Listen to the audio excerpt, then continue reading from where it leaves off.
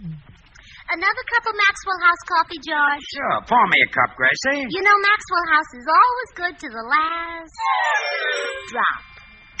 That drop's good, too. Yes, it's Maxwell House Coffee Time, starring George Burns and Gracie Allen.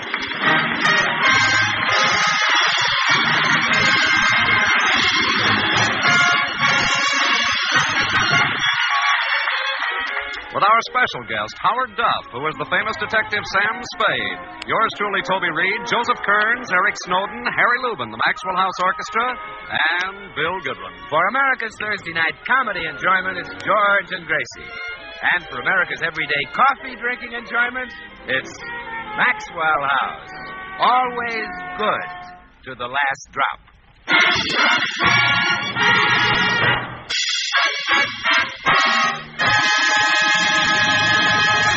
Many people say that Gracie is responsible for George being where he is today, and that's certainly true. Gracie is also responsible for Sam Spade being where he is today. You see, George and Sam Spade are both in jail. How did it happen? Well, let's listen as George is being questioned by a police lieutenant. All right, let's start at the top. Name? George Burns. Occupation? I'm married to Gracie Allen. No. What do you do? What keeps you busy? I'm married to Gracie Allen. Let me put it this way. What's your source of income? I'm married to Gracie Allen. All right, skip it. What's your age? Approximately 42. How come you look older? I'm married to Gracie Allen. What's your address? 360 North Camden. All right, Burns, now suppose you tell me why you're in this jam. I'm married to Gracie Allen. You're in a rut. Hey, Spade, how come you're in this jam? He's married to Gracie Allen. You know, Burns, you and this Spade character are accused of murder. Now, suppose you tell me the whole story right from the start. Okay, Lieutenant. It all started last Sunday night. I was sitting home listening to the radio with my wife. I'm married to Gracie Allen. Yes, that part I know. Take it from there. Well, Gracie and I were listening to the adventures of Sam Spade. The program was just finishing. All right, Jenkins, let's take a little ride down to headquarters. Me, sir? But I wouldn't murder Mr. Benson. I've been his butler for 20 years. Don't play innocent. I know you pulled this caper, and I've got enough evidence to put you right in the hot seat. But, Mr. Spade, I didn't do it. Say that malarkey for the warden. You were clever, Jenkins, but not clever enough. I think I'll call this the careless butler caper.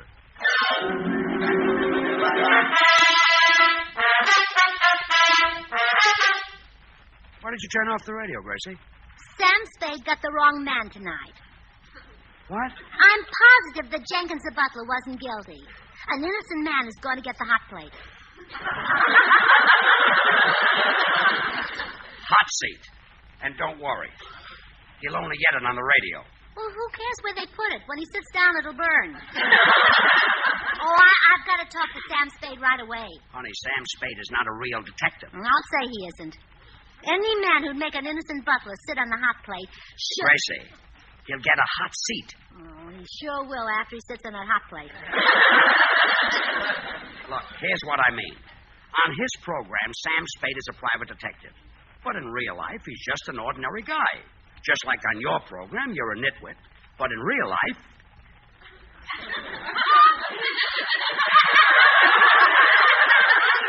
That won't work. Anyway, Gracie, what you just heard was only a radio program. I know that. The real crime happened last week.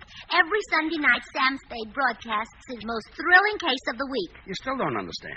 Sam Spade is just a character. I'll say he's a character. Making that poor innocent butler sit on a hot plate. Hot seat. Let me try to explain this once more. Sam Spade isn't even the fellow's real name. He's the brainchild of Dashiell Hammett. Oh, you mean his real name is Sam Hammett? No, his real name is Howard Duff. Then why isn't his father's name Dashiell Duff? Look, Sam Spade doesn't have any actual father or mother. He came from Dashiell Hammett's typewriter. Oh, George, you're so innocent.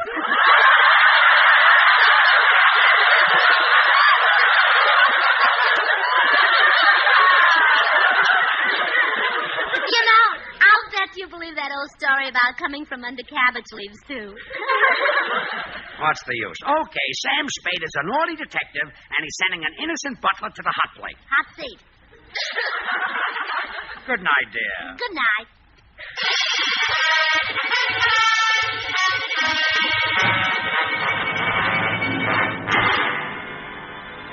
Well, Lieutenant, I didn't think any more about it. I was tired. It was past my bedtime. What time was it? It was after 9. Gee. So I went to bed thinking Gracie would follow me. Instead, she followed Sam Spade. Oh, what do you mean? Let me tell you about that part of it, Lieutenant. Okay, Spade. Well, I'd finished my regular Sunday night show at the broadcasting studio, after which the actors lingered on for a little bull session, you know, who stepped on whose lines, I want a bigger part next week, and so forth. So, it's about 10 when I step out into the California night air, which is also about 10. But there's no snow, so I decide to walk home. I haven't taken 2 steps when this little lady grabs me by the sleeve and says, Are you Sam Spade? well, if I had known then what I know now, I would have thrown myself under the wheels of a passing sunset bus. But I'm a ham, and I figure she's maybe a fan, so I answer in my best Pasadena Playhouse voice. Why, yes, I'm Sam Spade. The butler didn't do it. Huh? You've got the wrong man. The butler didn't jerk that kipper. Jerk that kipper. Yank that copper? You mean pull that caper? That's it, yeah.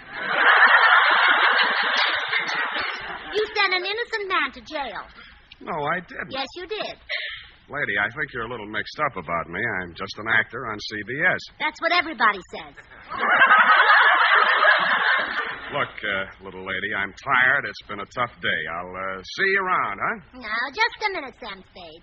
I heard you arrest that butler. Now, you've got to let him go free. You wouldn't give me a rib, would you? Anything to free that butler. Which rib do you want? I'll tell you what.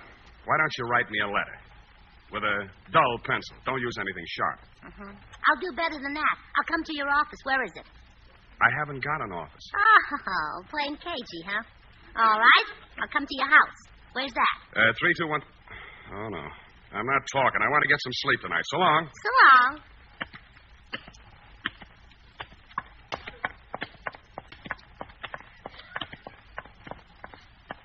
Why are you following me? What do you want? Got a cigarette? Sure. Here you are. Thanks. Got a match? Sure. Want me to light it for you? No, thanks. I don't smoke. Then why did you ask me for a cigarette? Well, I thought I'd better have it in case somebody asked me for one. I see. Would you like a cigarette? No, thanks. Well, good night. Good night.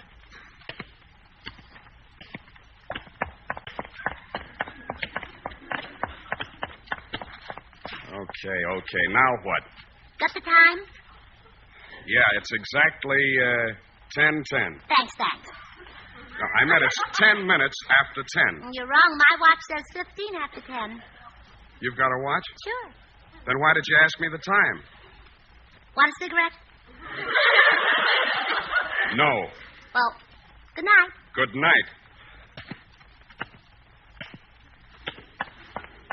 Look, lady, stop following me. Oh, it's you again.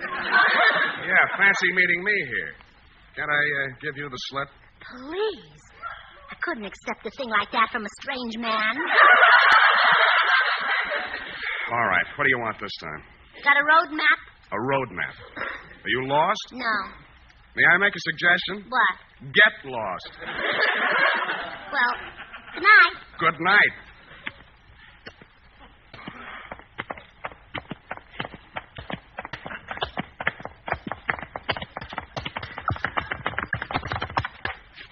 Well, I've had enough of this, little lady. You've seen the end of me. Yeah, for 2 blocks. This time I'll lose you. Hey, taxi! Let's get out of here, cabby, but fast.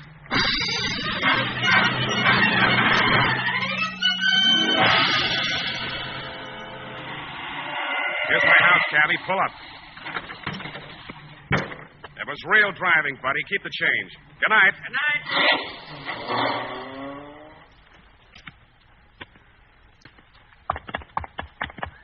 Oh, no. Oh, no! How did you get here? On the back of that cab. Who are you, anyway? Oh, no. I'm too smart to tell you who I am. If I did, you'd complain to my husband, George Burns. Oh, so you're Gracie Allen. How did you find out? You forget I'm a detective. Oh. And now I know what the National Safety Council means when they say don't be a Gracie. Oh, never mind that. Are you going to let the butler go? Look, Gracie, there's really no butler in prison, and I'm not really Sam Spade. Oh, now, don't give me that story about your mother being a typewriter. What? You're not talking to a child. I'm older than I look. Okay, Gracie, I see there's no use arguing with a smart girl like you. I'll see that the butler gets out. I'll get him the best mouthpiece in town. Get him out first. Fix his teeth later. Okay. Good night.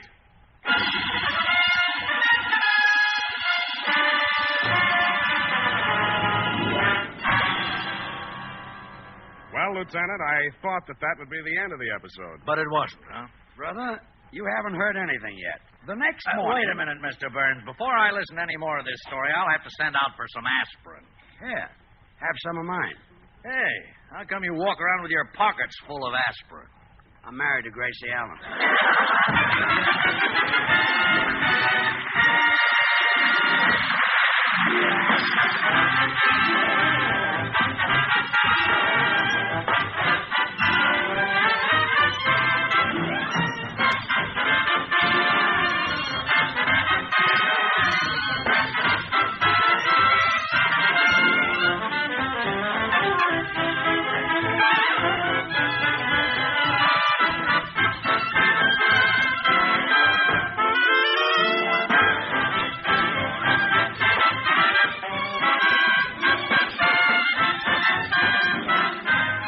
Yes, it's Strike Up the Band, the glorious music of George Gershwin.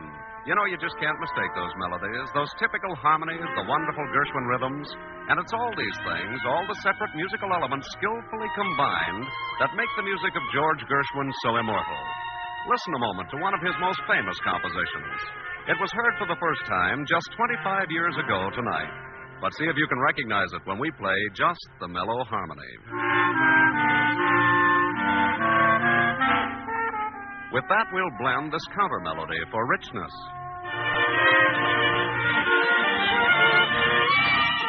And now to add that vigorous Gershwin rhythm. Finally, we'll round out this great score as Gershwin intended you to hear and enjoy it by adding his full-bodied melody.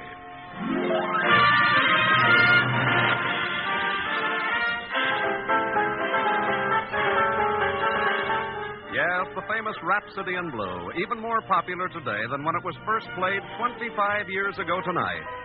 Like all great composers, George Gershwin knew well that great music requires not one, but many fine musical parts, all skillfully blended into one harmonious score. And friends, it takes the same skill in blending to bring you great coffee, famous Maxwell House coffee.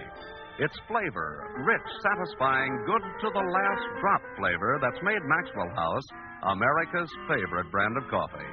And to create the superb flavor, our Maxwell House experts combine not one, but many choice coffees from the fertile highlands of Latin America. First, they select premium grades of Manizales coffees for mellowness. To these coffees, fine medallons are added for richness. But famous Maxwell House flavor must be more than mellow and rich, so other choice coffees are added for vigor. And then Bucaramangas coffees contribute their fine, full body.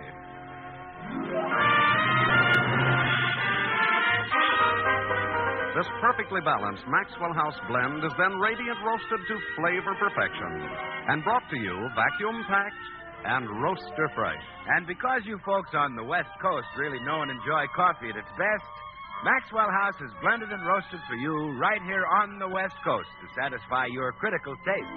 So tomorrow, discover all the extra flavor that's yours in every cup of America's favorite brand of coffee.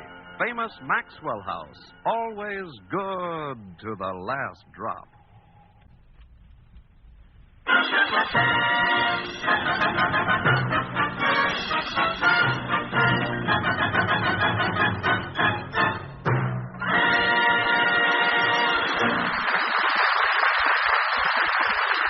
And now, back to the city jail, where George and Sam Spade are trying to explain how Gracie put them there. Let's see if I've got this straight so far, Burns. Your wife listened to Sam Spade's program, thought he was really sending an innocent butler to the chair, and started hounding him. That's right, Lieutenant. What did you think, Spade? I didn't know what to think, Lieutenant. The surveys tell me I have 10 million odd listeners, but I didn't think any of them were that odd. Yeah. Well, anyway, to get rid of her, you told her that you'd free the butler. Yeah, but that didn't satisfy Gracie. She demanded to see the guy. That's when Spade came to me. I told him to ask me something easy, like getting Westbrook Pegler to dance with me for help. He asked me to make Gracie leave him alone. What'd you say? Eleanor Roosevelt.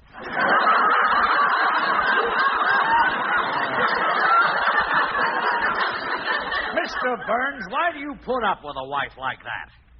I'm too old to go back to Gus Edwards. Besides which, I happen to love her. Well, so what did you two decide to do? Well, there was only one thing we could do. That was dig up the actor who played the butler on my program and let Gracie see him. Which we did. Yeah, and that's when we really got into trouble. Well, tell me just what happened. Okay. Spade was giving the guy his final instructions. Now, remember, Claude, you're Jenkins the butler, and I have set you free. Don't worry, I'll have Mrs. Burns crying like a baby. In radio, they don't call me the male Ma Perkins for nothing. Well, come on. Gracie's in the next room. Honey, here's Sam Spade. Yes, Mrs. Burns, and I've freed the butler. Here he is. How do you do, madam? It is the butler. I recognize that voice. Oh, I'm so happy for you, Jenkins. What will you do now that you're free? I shall return to the home of my youth.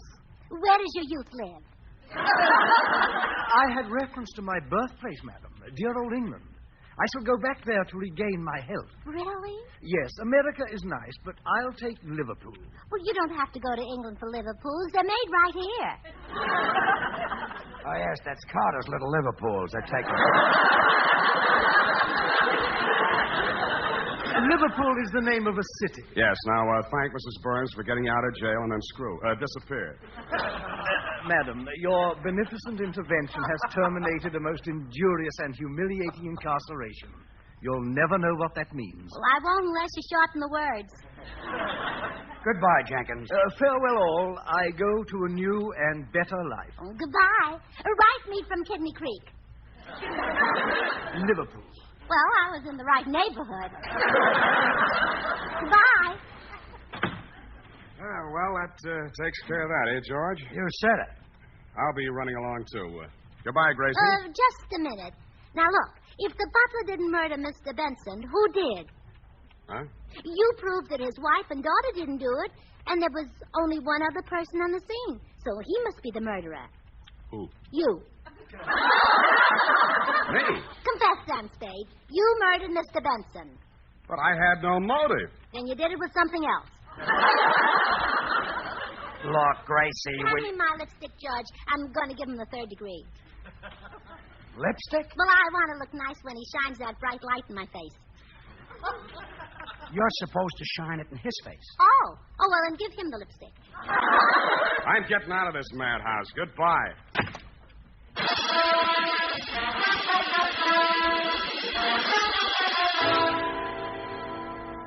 Well, Lieutenant, Spade ran out of that house like he was seeing a ghost, which was true because from then on, Gracie started haunting him, trying to make him confess. Yeah, she found out that my radio sponsor was Wildroot Cream Oil, so she disguised herself with a big hat and a veil and knocked at my door. Sam Spade? Yes. How do you do? My name is Wildroot. Wildroot? Perhaps you know my husband, Willie Cream Oil. My full name is Mrs. Wildroot Cream Oil. I'm the wife of your sponsor. Now, look. I understand you murdered a Mr. Benson. Now, that's strictly forbidden in your contract. Mrs. Cream Oil, you look like Gracie Allen to me. Flattery will get you no place. Now, if you'd like to confess, perhaps we can get you off with life imprisonment. And when you come out, you can take over your program again. Gracie, I did not murder Mr. Benson. Go away. But the next day, she was back. This time with another disguise. Sam Spade? Yes? I'm from Western Union. I have a telegram here from President Truman. What? I'll read it to you. Dear Sam, confess. Signed, Harry. Any answer? Scram. Beat it. Go away. That's no way to talk to the president. Out. Out. But the third day topped everything. She posed as a private detective. Sam Spade? Yes? I'm Sally Shovel. Now, listen, chum. We're in the same racket, pal, and I want to help you, buddy, so why don't you confess, Mac? You're a private eye? Also ear, nose, and throat.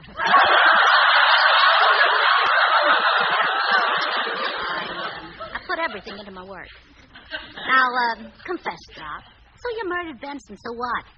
I've been mixed up with a few keepers. Or is it capers? In your case, it's keepers. Now go away. Well, Lieutenant, that's when Spade came to see me again. Looking much older. Yeah, we hit on a brilliant scheme. We decided that I should confess the murder, then George would pretend to take me to the city hall to surrender, and Gracie would forget the whole thing. But Gracie did something we didn't count on. What was that? While I was going to pick up Spade, she called the police. Oh, yes, that's where I come into the picture. She called me. I suppose you tell us what happened then. Well, when I got to the house, she said... Officer, there's a desperate criminal on his way here to confess a murder. As soon as he confesses, you can grab him. Don't worry, lady. I'll... Oh, that must be him. Yeah, you wait in the next room. He may be armed. Oh, he is. There's one hanging from each shoulder. You call me if you need... Oh, hello. Where's everybody? Never mind. What's your name? Bill Goodwin. What did you do with the body? I took her home. What did you do then? I dumped her out. Ah, she was dead, huh? Well, sure, that's why I took her home. You've done a pretty terrible thing, young man. Tomorrow I'll send her some flowers. Oh, you're a real killer. Oh, sure. Now tell me everything you did tonight. I will not. Who are you, her father? No. Well, in that case, I'll tell you then. Another fellow and I double dated. We met the girls, and the four of us went into a restaurant for dinner. I ordered 4 cups of Maxwell House coffee. Then what? Well, I told the waiter to bring the other people some, too. See, I wanted them to taste the rich, mellow goodness of Maxwell House. It's America's favorite coffee, you know. Yes, I know. What happened then? Well, that's when the girl and I got into a fight. Aha, what about? She caught me drinking her Maxwell House coffee. Hey, but you'd had 4 cups. Well, when you taste that good to the last drop flavor, you just don't know when to stop.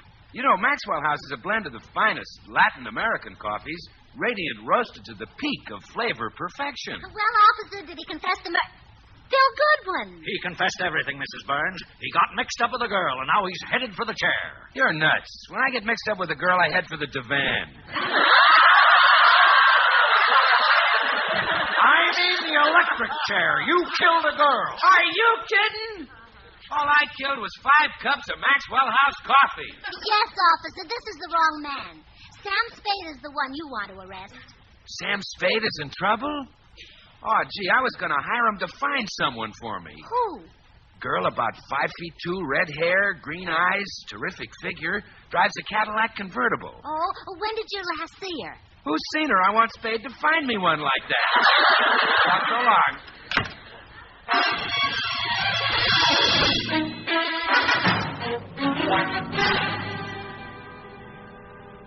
Well, there won't be any mistake this time, officer. Here comes my husband up the walk with the real murderer. Yeah, anyone can tell that guy's a criminal. Look at that low forehead. That's my husband. Oh. Well, this time I want to hear the confession before I make the pinch. I'll just duck into this closet. Oh, poor Mr. Spade. I hate to think of him sitting in the electric chair. With those long legs, he'll be so uncomfortable. Well, here he is, Gracie. Ready to confess. Yes, I can hide the truth no longer. I killed Benson. Why did you do it, Mr. Spade? That man murdered my mother, ruined my father, tortured my sister, and robbed my brother. Oh, then it was nothing personal. No, I just didn't like him. Oh. How did it happen? Benson was standing in a bar, see? I walked up to him, let him have 2 slugs, and he fell to the floor. Couldn't hold his liquor, huh? You let him have 2 slugs from a pistol. Now keep quiet and let the man confess. Yes, dear. I never gave him a chance, see? I shot him down in cold blood. As he lay on the floor, I pulled the trigger again and again and again. When the gun was empty, I stood over his body and laughed like the fiend that I am. I should be locked up for 20 years, 30 years. I'll make that 40. Huh? Who are you? I'm Regan from Homicide. I called him over to hear your confession. Okay, come on, Spade. Officer, wait a minute. Let me explain. Mr. Spade and I cooked this whole thing up together. Oh, an accomplice. I'll take you along, too. Wait a minute. I've never done anything wrong in my life. Well, of course not. He's my husband, the man who married me. All right, so I did one thing wrong. Come on, you two.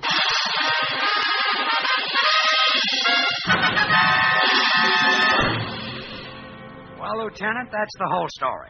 My apologies, fellas. You're both free to go. Thanks. Come on, Sam. Let's get out of here. You said it. Oh, by the way, Mr. Burns, your wife's waiting outside. Gracie? So long, George. I'm staying in jail. So long. Oh, hello, darling. Hello, Gracie. Let's go home. Oh, I can't, sweetheart. I've got something important to do. Hey, you've got that big hat and that veil on again. Where are you going? Well, while you were in jail, I heard Ellery Queen on the radio, and he arrested the wrong man. Oh, no, you're not going to start it.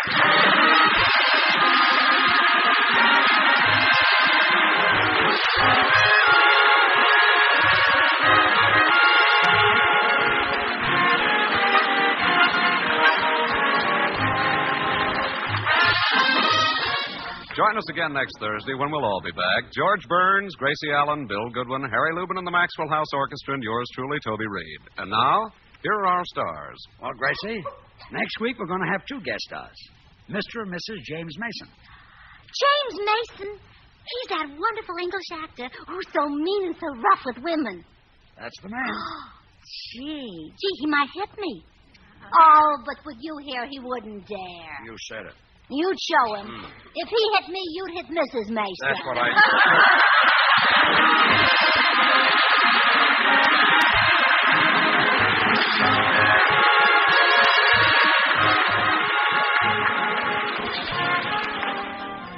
Ladies and gentlemen, let's all remember to help the National Safety Council in their campaign to cut down the terrible toll of home accidents. Be safe. Be careful. Don't be a Gracie.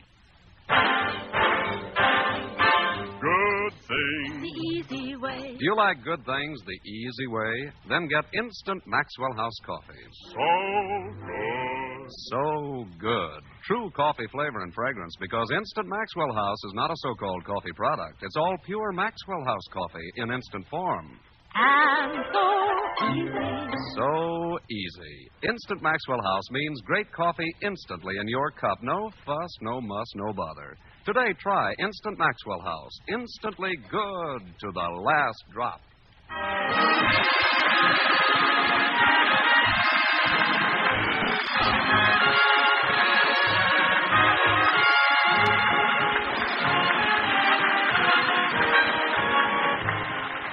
Howard Duff will soon be seen as star of the Universal International picture, Red Canyon. Until next Thursday, when our guests will be Mr. and Mrs. James Mason. Good night and good luck from the makers of Maxwell House, America's favorite brand of coffee. Always good to the last drop. The George Burns and Gracie Allen Show is written by Paul Henning and Keith Fowler.